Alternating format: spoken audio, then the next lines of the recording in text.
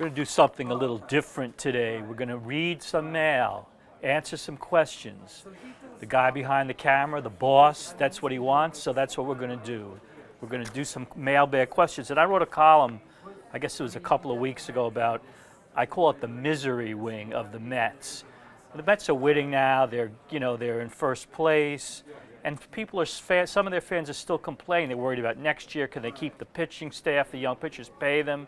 Are they going to sign Cespedes, Eugenio Cespedes? They're worried about all this stuff. Anyway, here's one from a guy called DK.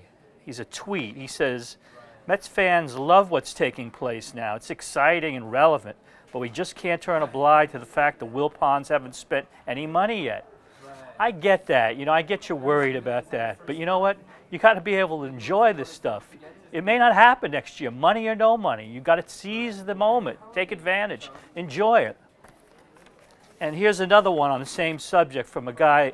This is an email from Rob Roy. He says, as a Met fan, I agree with you, Raissman. What a shock. Someone's agreeing with me. Unbelievable.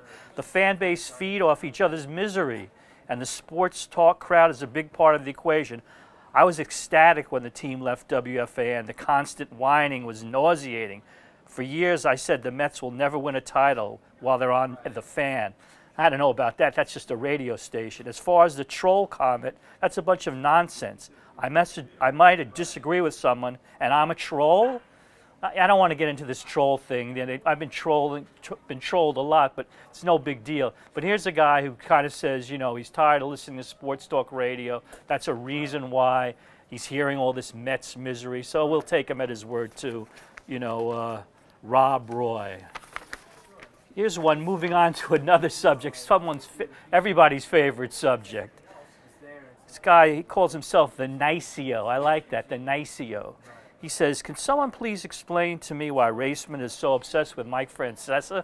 I just don't get it. Do they have a history that I don't know about it?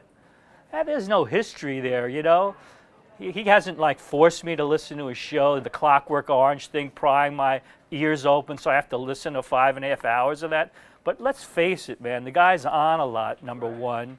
He says things. He's the gift that keeps on giving, man, with the stuff he says. So you're right about him. That's what I do. People like to read about this. I gave him his nickname, the Sports Pope, by the way. And, we'll continue writing about it. But Obsession, no. He's never done anything to me. I've never done anything to them. It's part of the business, man. Get into it. Enjoy it. You know what I mean? Love it. Oh, this one kind of puts this whole session into perspective that we just went through. This is from MSD. He says, to me, the Oxford Dictionary is spot on. You're the absolute definition of an ass clown. Me, an ass clown? I guess it does put it all into perspective. Now get out of here!